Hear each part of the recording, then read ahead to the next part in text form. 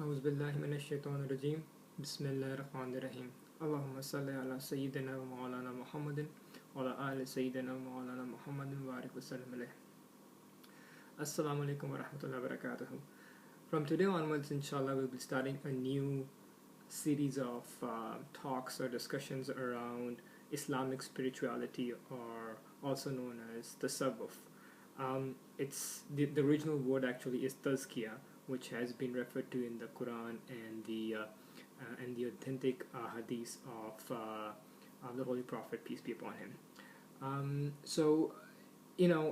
It's also known as Sufism, and I'm not a lot comfortable with the word Sufism just because it gives that negative connotation around ism. It's as if it's a different sect or a different, or if it's something alien to Islam, right? So that's why I would generally tend to refer to it as Tazkiyyah, which is the word the Quran uses, or Tassawwuf, which has been referred to by the Tabi'in and Taba Tabi'in and the Islaf, or the masters of spirituality or Islamic spirituality. So now, why these series, or these this set of videos that I'm planning to do around Tassawwuf? Well, first of all, to be honest, there's lots of great work being done out there around, whether it's the Quranic tafsir, or it's the on the seerah of the Holy Prophet, peace be upon him, or discussions around various religious topics. I feel there's a lot of great work being done out there, and there's a lot of talks and discussions that it's great that's been done. However, what I feel that's lacking is discussion around the practical aspects of the Tasawwuf. The fact that the Tasawwuf is the essence of Islam, and inshallah we'll get into discussion later on, but that's what I feel is important to cover off as well, because in today's day and age I see a lot of people, a lot of Muslims that are losing hope, right? And why is that? We see a lot of people being depressed. We see a lot of people just losing hope in general, whether it's with life or even their beliefs in or their belief in God. All of that is being impacted by this lost hope. So I feel that through Tassawwuf and through Islamic spirituality, that aspect of gaining hope, being content, satisfied with their lives, and getting onto the road towards recognizing our God, recognizing Allah, who He is, and what He wants from us. So I think that's the essence of Islam, and that's what really actually makes Islam beautiful. It's this inward purification of the heart, that is what Islam was supposed to be, right? And now, unfortunately, we got into this whole different dimension where all we care about is how long our beard is, or how perfect our veil or the hijab is, how we're dressed up, how we look, and how we're doing our ibadah, which is fine, but that shouldn't be the only priority, right?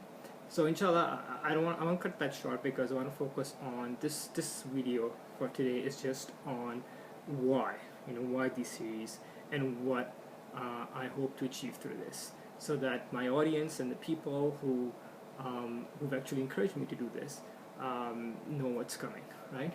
So first of all, I've got a special interest in Tassawwuf, in Tazkiyyah, and that's just because I myself have experience in it, right? And then the other thing is, within the Tassawwuf aspect of Islam, the Soharwardy school of thought, or the Soharwardy school of Tassawwuf, is what I follow, and personally I found it to be the most practical. Just because, of course I'm Soharwardy, I'll be best, I'll admit that, but then there's also the fact that which I want to explain later on, is why the Soharwardy school is so practical oriented, and so in line with the Quran and the authentic Hadith, and is actually much more in tune to today's lifestyle. You'll see, inshallah, right? So what do I plan to achieve through this? The first is that I want to prove that Tazkiyyah is a part of Islam. It's nothing alien. Okay. The next is I want to make it easy for everyone to understand and also implement in our lives, right? Because when you look at, or when people who actually believe in Tassawwuf as well, when they hear about Tassawwuf or Tazkiyyah, they just get a bit cold feet that this is something we can't do. This is for people who are way up, and it's something they feel that these people who are born as Wali Allah or people who are born as opposed to something you can attain with practice and knowledge and all that, right? So that's the second aspect of it that I want to hopefully achieve.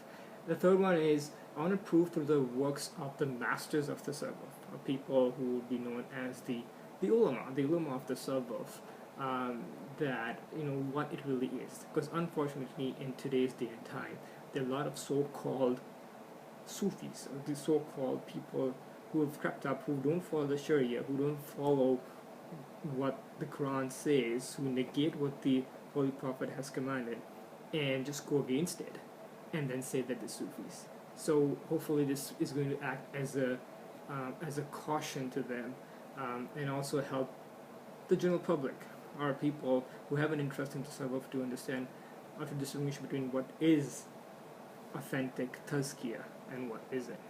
Okay? So now the other thing is, you don't have to be Soharwardy to listen to these talks, so you don't have to be into Tasawwuf. All I want is that you come up with an open mind, right? And inshallah, I assure you that we'll be going through discussions that are in line with the Quran and the authentic Hadith and the viewpoints of established scholars. Nothing out of that, right? And again, I'm also open to feedback. I'm open to your comments, your suggestions. Always welcome, right? However, Tazkiyyah is something that everyone or every Muslim should follow, right? It's one of those things that without which your deen would not be complete. Like, even if you're doing salah, if you're not thinking about Allah during salah, then I can't say your salah is not accepted, because that's between Allah and you. But what I can definitely say is that it's not the same salah as where you would have that feeling of being close to Allah, or the feeling of Allah watching over you, or Allah, or you seeing Allah, right? So that's what this is for everyone. You don't have to be part of a certain school of thought. You don't have to be part of a certain spiritual order per se to be a follower of Tazkiyyah. Tazkiyyah is for everyone in Islam, right? So therefore, the way I'm going to do these talks is I'm going to pick up the book by a great spiritual master of the Soharwardy school of thought in Tassawwuf, which is Abu Hafs Shahabuddin Umar. May Allah be pleased with him. He's also known as Sheikhul Shayukh. He was in the 6th century Hijrah, or the 12th century of the Gregorian calendar. He was born in Iraq, in a small town that was known at that time as Soharwardy, close to Baghdad. And what's unique about him is that he was not just a so-called Sufi, right? He started off his religious education actually in Quranic and Ahadith studies of these of the saying of Prophet Sallallahu Alaihi Wasallam. He followed fiqh. In fact, he was a great Shafi, which is a school of thought in Islamic jurisprudence. He was a great faqih, or he knew the Shafi principles of Islamic jurisprudence. And in addition to that, he was also into philosophy, right? Logic. I mean, he was so knowledgeable in his time that he was actually designated as the the Shaykh al-Islam, or you can say the head Shaykh of the time by the Caliph. And in fact, he also had a lot of influence on the king or the Sheikh the Caliph at the time, which was Caliph Nasruddin, the Abbasi Caliph. The other thing is that his book, the Awaarif Maarif, can be considered as the first instruction manual in Tassawwuf, right? It covers both theoretical and the practical aspects of Tazkiyyah, right? Which is unique. It was unique at that time because a lot of the books already were very conceptual. There were books that are also just done or written in the way to encourage certain behaviors or certain religious practices. But this book is unique in the sense it combines theory with practical things to do for anyone who wants to attain Tazkiyyah. It has around 63 chapters, and what I'll plan to do is I'll go through one chapter per video. I will try to do that because of course some chapters are more detailed and some require a lot more discussion, and then I'll try to present a summary. I won't be repeating or translating the whole chapter, but just try to get the gist of it, the essence of it. So that's more important, right? But the other thing to keep in mind is that this book hasn't been translated into English up till now. There have been pieces of it that have been translated here and there, but not the complete book.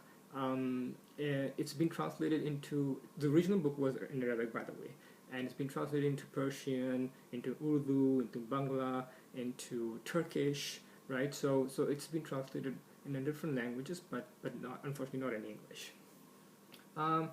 The other thing I want to talk about was the fact that who was Shaykh al-Shuyukh, or Shaykh Abu Hafs Umar Soharwardy. As I mentioned, he was born in Iraq, and his mentor or his spiritual teacher was actually his uncle, his paternal uncle, Shaykh Abu Najib Soharwardy, may Allah be pleased with him, and he can actually be considered as the one who formally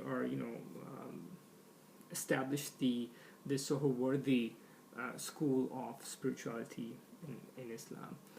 By the way, these schools are nothing out of, it's just a way of formalizing certain ways, certain practices, so that in line with the Quran and Hadith, by the way. But just like the fiqh schools, like the Shafi, the Hanafi, and the Maliki and the Hanbali, it's similar, right? But more on the spiritual side. Now, Shaykh Abu Najib, he spent a lot of time in the great spiritual master Sayyidina Abdul Qadir Jilani, may Allah be pleased with him, because he was at the same time, and he used to frequently visit him. He actually was, under his spiritual guidance. Although his own sheikh was actually Sheikh Ahmad Ghazali, who happened to be the brother of the great Imam Ghazali, right? So you can see that there was a lot of they had influence to a lot. Or Soharwardy school had a lot of influence from these great spiritual masters, Imam Ghazali on one end, and then also Sheikh Abdul Qadir Jilani on the other side, right? So that's why you can see, and then of course at the same time, Iraq or Baghdad was a center of excellence at the time, and it had a lot of great scholars. It had a lot of influence from external knowledgeable people, and so this was in fact what also contributed to Shaykh al-Shuyukh becoming someone who led to this reawakening, spiritual reawakening across the world. Because why do I say across the world? Because if you look at his students or his, as you know it as murid, people who formally became disciples of him and are initiated into the Soharwardy way of spirituality, they spread across the world. For instance, Sheikh Bahauddin Zakaria of Multan, right? And then the other was Sheikh Sadi Shirazi in Iran. Lal Shehbaz Qalandar in Sindh in Pakistan, and then Shah Jalaluddin Tabriz, who was Shah Jalal in Bengal, right? So these are just examples, right? But then you can see that these people spread across the whole world pretty much at that time, right? Wherever the world was.